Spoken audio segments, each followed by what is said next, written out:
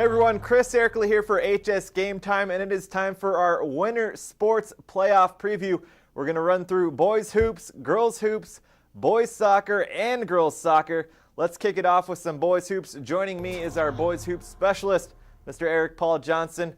Plenty of quality hoops out here in the IE. We begin with one of our top seeds, North. They are a 3 seed in Division 2A, taking on Simi Valley. North of course, ran through the Big 8 with relative ease. How do you feel that Peck and the boys are going to do in the playoffs? You know, I really like North. They had the couple hiccups against Pauley in league play, but going into league on a 5-game winning streak, they got things together. I think in this division, they're looking really strong. They have a veteran coach in Mike Bartese, 575 career victories. He's been there before. He knows what to expect. I definitely think North right now might be our best potential team to reach a title game. They're a very strong team in that division. Ocean View right now the top seed, but I like North to really make a run. They got the good inside-outside combination, like you said, Peck and Deshaun Taylor, some good perimeter players, and then of course underneath Dorian Butler has been one of the more improved players in our area this year. Also, another 3 seed that we have in the 2A is Murrieta Valley out there in the Southwest. Pretty impressive in the Southwestern League. Just one or two hiccups, just like North did. They take on Chino in their first game. How do you like Shackelford, their sharpshooting guard, to lead the way for them? Yeah, a great combination with Reed Shackelford and then, of course, Darius Butler right now leading that team. Murrieta Valley, a lot of people expected them to maybe struggle this year, given that most of the players off the championship team from 2 years ago had left. But Darius Butler, Jackson Helms, 2 players who were on that team, they've got some playoff experience. They're out there. Good potential if they reach the semifinals of seeing Compton, the team that they did beat for that CIF title a couple years ago. So Murrieta, a real matchup problem for a lot of teams because they play an old school style of basketball. You remember the movie Hoosiers where you had the minimum number of passes. Murrieta's like that. It's like 10, 15 passes. They make you play defense, and that frustrates a lot of teams because a lot of teams don't want to play defense for 20, 25 seconds, and Murrieta does that. They wear you down. Very well-coached team out there. Pretty much 3 head coaches on that bench for them, led by Steve Terabelda. And then we look ahead kind of to a combo deal next here. Ike as a 7 seed, Rancho Verde as a 10.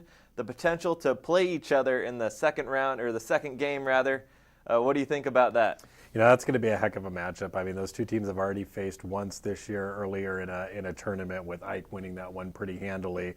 But Rancho Verde, it's going to be interesting. They look like they were just going to roll through the Inland Valley League, and they suffered a couple losses out there. So maybe not playing their best basketball. Ike just completely destroying the Citrus Belt League competition. So Marvell Harris, a great scorer there. I would look forward to that Marvell Harris versus Jordan Grace matchup out there. But I really like Eisenhower, just given that they play bigger than they are.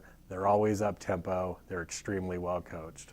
And another good first round matchup, Pauley taking on Paris. Pauley, of course, was part of that scrum for second place out there in the Big 8. It was kind of North and then everyone else kind of fighting for second, third, fourth place. How do you feel about the Bears? You got to look at Pauley right now as, they did beat North twice, so they're obviously a quality team. Another team that, kind of frustrates people with, their style of play. They'll slow it down a bit. They have a good combination, 2 6'6" forwards with Noah Prouse and Jeff Gonzalez out there, and a good combination backcourt with Jake Ritter and Ryan Mouton. So veteran squad, a lot of seniors out there, but Paris, a good up-and-coming team. Devon Ware is the senior leader on there, but with Tristan Hunter, out there as one of the younger guys out there. That was the matchup when I saw the pairings was said that's going to be the best first-round game. And, an interesting matchup here. Both coaches, LZ Landers of Paris, Mark Vanza at Pauley, are now coaching teams that they once played for a while back. So, kind of keeping that kind of school pride that they once had as players, now as coaches. Speaking of interesting matchups, I know one that you're excited about is Mater Dei Chaparral. Xavier Johnson, the senior forward for Mater Dei, former Chaparral guy. You said there's been a little bit of Twitter trash talking of sorts. I don't know if it's so much trash talking, but I mean, there's no doubt when these pairings came out and you see Mater Dei Chaparral, the immediate thing was Xavier Johnson playing his former team. And, on Twitter, he was kind of talking about it, kind of doing a lot of LOLs about, oh, my former team, that's going to be fun. So he's going to have some motivation out there. I think Mater Dei, the clear favorite in that game, but it's going to be interesting to see how motivated that Xavier is going to be in playing this game. Yeah, Xavier Johnson and Caden Reinhardt, the guard for Mater Dei, both top D1 guys. Chaparral, it would be an upset galore if they pulled this one off. I mean, they're gonna have to slow this game down, to almost a crawl if they want to stay in this game. Like you said, Mater Dei with Caden Reinhardt and Xavier Johnson, but they also have Stanley Johnson down forward,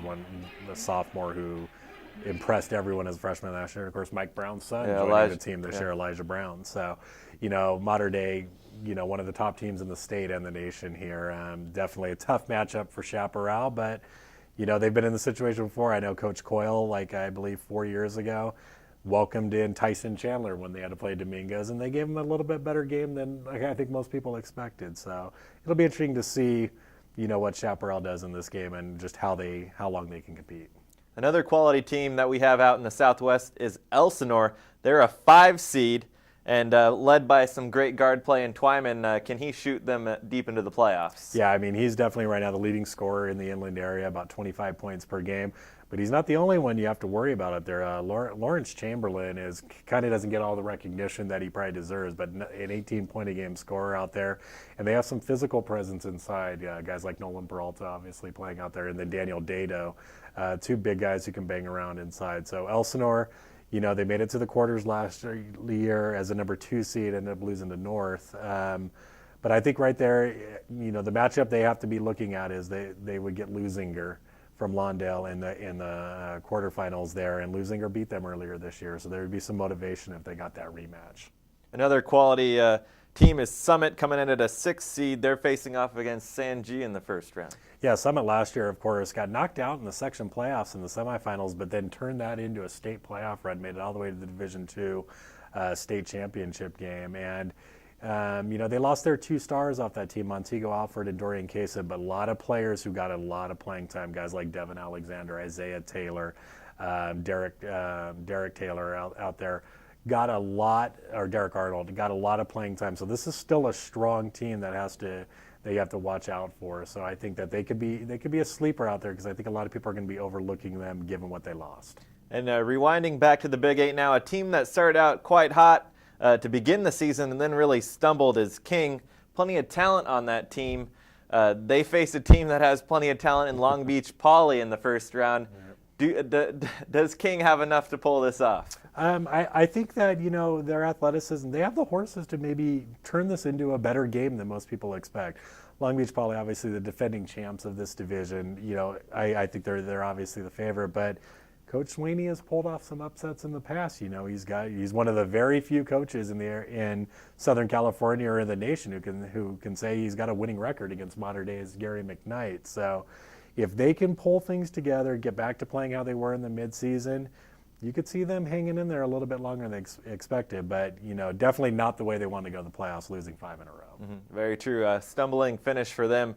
But a team that also has plenty of talent out here in this area is Citrus Hill. They are led by their big man, Anthony Rounds. Can he kind of lead them to a deep run in the playoffs? I don't know about a deep run. They're in a very tough playoff division, and even their first-round playoff game against Arlington, not a given. They're going to have a definite size advantage. Rounds is going to be a tough matchup problem for Arlington, but Arlington, great three-point shooting team that if they get hot, could be interesting. Citrus Hill's been up and down all year. They enter with, I think they have 10 losses on the year.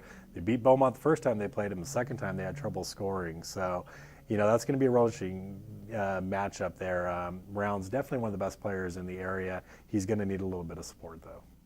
And what about now looking at the smaller schools? What are some of the matchups or the teams that kind of intrigue you? Kind of if you look in I believe it's Division 6, Cal Lutheran is going to be a team that can sneak up, and they're a number 3 seed, so maybe not a sleeper, but they're not your typical small school team. They have a 6'8" center. I'm sure a lot of teams out here, the bigger schools, would like to have him. And Ryan Smith is going to be a matchup problem for a lot of teams in Division 6 because they don't see that kind of height out there. So he's averaging about 20 points and 12 rebounds a game, and kind of led them to that Arrowhead League title. So right now, I like their chances to get to the championship game. It would be a tough matchup if they get there against Renaissance Academy, kind of a basketball factory out there. So, but that's the small school team to watch. Some other ones you got to look out for. Bloomington Christian has a good shot out there, and another team would be Temecula Prep. Another team that's got a little bit of size for a small school program. So, but Cal Lutheran, that's a team not to forget about. All across the brackets, everyone always likes a Cinderella. Do you have a Cinderella pick for this year? I'm not sure if there's one team that's just going to completely sneak up on anyone and make a run. Like Summit is a 6 seed. I think they have the best shot to maybe go out there and maybe make a few waves. But if you're just looking for teams that most people might not forget about, look in the Southwestern League at both Murrieta Valley and even Temecula Valley. Temecula Valley is getting Brandon Rosser back from injury. He's missed most of the season after a pretty nasty injury that happened during a holiday tournament. But Vista Murrieta has got one of the best players in the area in Davin Ginn. And, so those two teams, very battle tested. I think that they can, give some of the top seeds some matchup problems. But if there's a team out there that's just going to completely surprise, I don't know if this is the year where we could see a real low-seeded team make a run. The action all begins on Wednesday. Games are split up between Wednesday and Friday. Plenty of quality matchups in the first round. EPJ will be out there along with the rest of the HS Game Time staff. That does it for the Boys Hoops preview. We'll see how things play out. Now it's time to take a look at Girls Hoops.